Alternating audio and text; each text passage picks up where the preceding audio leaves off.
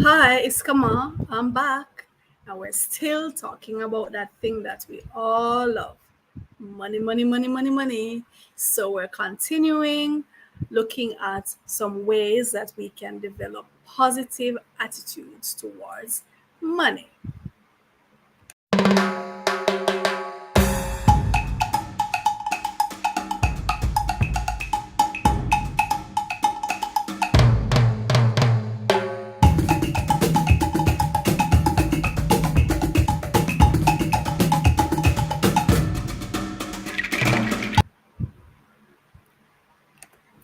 So, in the earlier video, part one, we looked at 10 ways that we can change our attitude towards money. Come on, guys, we all can improve our attitude towards money. Money is an entity, it is alive, it has a spirit, and the way you approach it, the way you think about it, will impact how much of it flows into your life, whether it rushes into your life or it just takes its time and moaning and groaning coming to you. You have to change the way you think about money. A lot of us who were born in poor circumstances, because listen, when we're growing up, we don't really know that we're poor. I grew up in rural St. Andrew, West Rural St. Andrew in Red Hills, and I did not feel poor. We had a wonderful childhood. We run up and down and climb trees and play dolly house and run in the dirt, and we made our own toys and we ate the fruits off the trees and all of that. I certainly did not feel poor. It's when you grow up and you start thinking back at the things that you used to do and you realize that, oh my goodness, I had to do without XYZ. My family was one of the last ones to get a black and white television, one of the last ones to get a refrigerator. And you think about these things, right? And then you start comparing yourself to other people around you. That's when you realize that, hey, I was actually poor. I had a beautiful childhood. I loved it, but I was poor. And there are things that adults around us say about money that influence our thinking and can actually influence how much money flows to us or flows away from us. You ever hear people say, or you ever experience that no matter how much money you have, it just as you look, you don't see it anymore. It just finds a way to leave your hands. In Jamaica, there are many explanations we have for this. Somebody might say, boy, somebody do something to you, somebody carry your name, go somewhere, and money just can't stay in your life. A curse was put on you, a hex was put on you. Money can't stay with you no matter how you earn it, no matter how you write down your plans. You just can't seem to keep it. Well, a lot of times it's not that, it's not that somebody obey you or put a curse on you, put a spell on you, put a hex on you. It's how you behave, right? It's how you behave towards money that's going to impact how you keep it. So let's continue looking at the ways we can change our attitude towards money. All right, so we did 10. So number 11, I want you to just picture money flowing into your life freely. Freely receive, freely give. Don't be a miser, right? Don't be a miser who feel that you have to hoard it. Don't hoard it. Don't be afraid to spend it. When the time comes for you to spend the money. Don't think, oh my God, don't have this scarcity mentality that you feel like if you start spending, it's just gonna flow away from you and you're never going to see it again. No, that's a scarcity mentality. I don't want you to think in terms of scarcity. Think in terms of flow. There's gonna be an ebb and flow. Money is gonna flow and it's gonna flow back. You have to open the channels for it to flow into and out of your life, and it will be back. right? Don't feel like, oh my God, I'm never gonna see it again. No, I want you to make a plan. If you're scared about not being able to do all the things you have to do, make a budget every month or every week or every 3 months, whatever it is. Write down what it is that you're going to need to spend, prioritize, in order of importance, put the actual cost beside it. So if it's your light bill, your water bill, your telephone, how much for food, how much for transportation, put down the actual cost so that your mind can see a figure there to work with. And as you pay those bills, you check it off. Or if you're doing it on your device, put it in a different color. So like all the bills, you put them in green, and as you pay them, you might put them in red, or the other way around, or whichever color you want, right? Have a budget to kind of give you some control and a feeling of, okay, I got this. I know what I'm doing. I know exactly what I'm spending on, so you don't feel like you're spending and you can't see where it's going. When you have a budget, you will see exactly where the money went. You'll be able to trace it. It's called a paper trail. Or now we have our devices, it's an electronic trail. But you have your receipts. You know exactly where it went. You can account for it, right? So that's number 11. Make a budget so that you can see how money flows into and out of your life. If there's a ceiling to your income, in the earlier video we talked about having multiple streams of income, right? So that means you're not just going to rely on one thing. You're not just going to rely on one thing, but you're going to try and find all the different ways that you can earn, all the skills that you have that you can capitalize on and turn it into money, turn it into profit. You never know. There are things you can do on your laptop that can earn you some money, right? There are things you can edit things for people. You can watch things. There are millions of ways of earning money nowadays, right? So find out those things. All the money that comes into you, write down how much comes, set up your budget so you know what you need to spend on. And from your multiple sources, you will have your income flowing in, but you also have to make it flow out. Don't hoard it. Don't be a miser. That's not a positive attitude towards money. You're not to be a spendthrift either. We don't want to squandering and wasting. And we talked about that in the earlier video. You're not to waste it, but don't be afraid to spend it. Number 12, do not borrow and do not lend. Is who sing that song? There was a song in the 80s, I do not borrow and I do not lend. Anything me borrow, me fi, oh you go? Anything me borrow, me fi give it back tomorrow, something like that. Or anything me lend, me fi get it back again, whatever.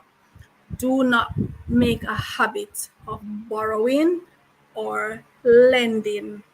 And if you're going to lend, whether it be family, friend, stranger, anything you decide to lend should be something that you can afford to lose. If you know you can't afford to lose it, don't lend it.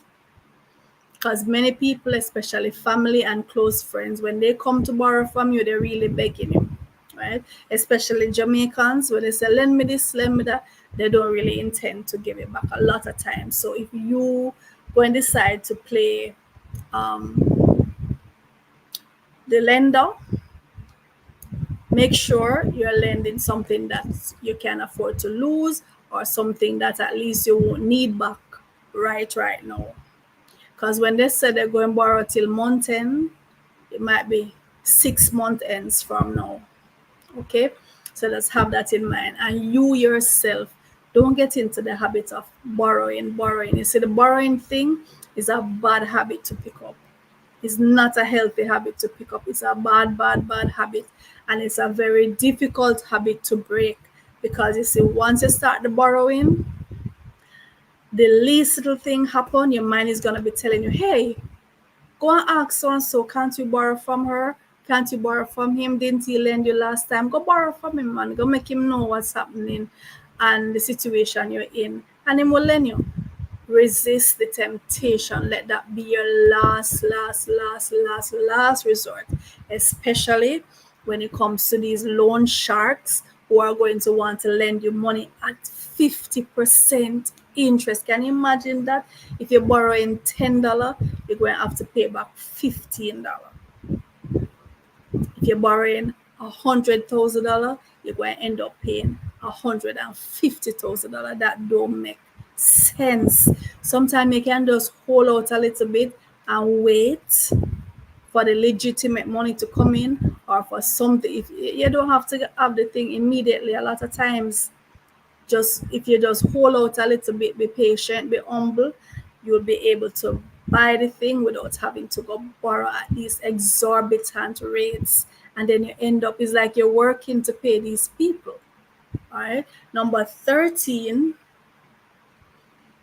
always be willing to help with the tab. If you're out with friends, if you're out with your family, don't be the one always sponging and everybody else going to have to foot the bill. No. If you make that habit, you might think you're winning, you might think you're outsmarting them and you're living off them for free. But let me tell you something. What you're subconsciously doing is programming yourself to feel that you'll never be in the position to afford it. If you keep being the sponge and relying on other people to foot the bill, like you're out together, every time food must buy, you're waiting on somebody else to buy the food. Every time the gas must pay for, you sit back and you're waiting for somebody. You're subconsciously programming for it to be that you will never be in the position to afford it, because you're telling yourself and the universe and everybody that you are a sponge, you can't afford it, so you will never be able to afford it. And this is serious.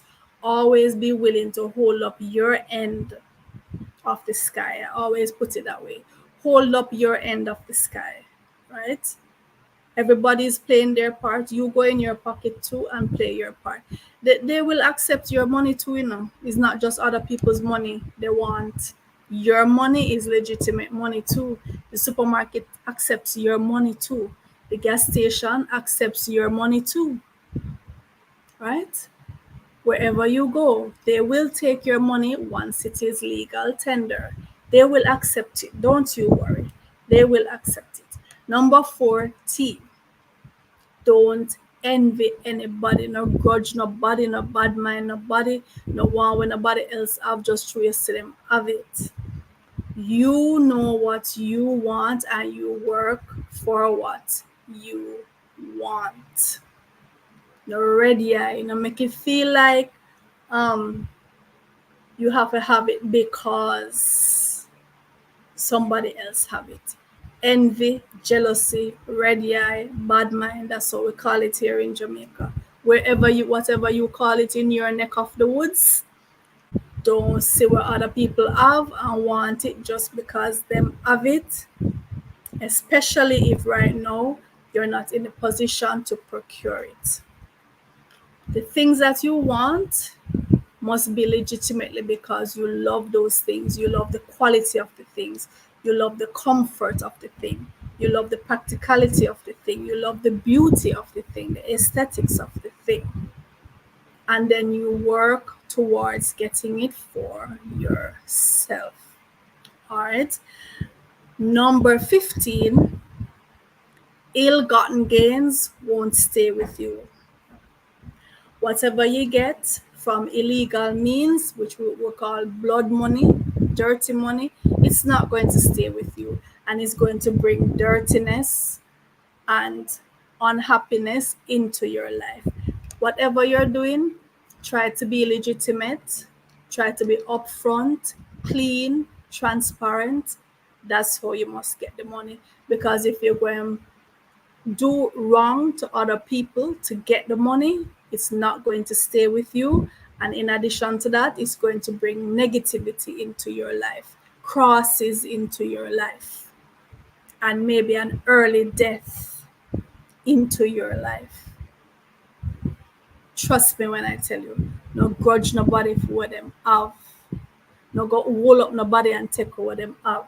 Don't sit down on the corner and lay with somebody when after you see them go work for it and coming home now to feed themselves and their family, and you go and take that from them.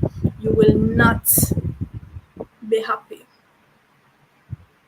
You might feel like you're happy, but the crosses where you're going to bring down on your life and your children and those who are close to you, it is not worth it, right? Number 16, always tell yourself, I'm working towards having enough to use, enough to share, and enough to keep. That should be your mantra. That should be every time you wake up. I want enough to use for myself, enough to share with others, and enough to keep for the future, so that anything that happens, I won't have to be running up and down and lose my head, right? Prepare for the unexpected, especially if you have children. Especially if you have children, you just have to be prepared. Anything can happen. You might have to find emergency money to do all kind of things. So you should have enough to use, enough to share, and enough to keep. And the last point, which, yeah, I may have mentioned it before, but I want to stress it even more. Always work on having multiple streams of income. Multiple streams of income. There are so many ways, especially nowadays, for us to earn. If you have a computer, you have no excuse. You have no excuse. Go on the internet and research things that I can do to earn some money. And you can have any skill that you have. Sometimes you can read for people. You have people who are willing to pay you to read their books that they have written, alpha readers or beta readers. You have people willing to pay you to do all manner of things, right? So if you are someone who has a steady job, if you're someone who has a steady job, you can work at your job, and then when you get home, you work at some other things that can earn you some money, right? So don't just think that, oh, I have a 9 to 5 and that's all I can do. No, you have a 9 to 5, and then when you get home, you can work on starting your own business, becoming an entrepreneur, or doing some online work, so that you will have streams coming in. You can become a YouTuber. You can do so many different things, right? So those are the points that I could think of that will help us to have a more positive attitude towards money, so that money will flow into our lives, right? And like I said, we also have to allow it to flow out. It's a give and take. You have to be willing to give and take. Don't be a hoarder. Don't be a miser. Don't think in terms of scarcity. Allow it to flow in and out of your life.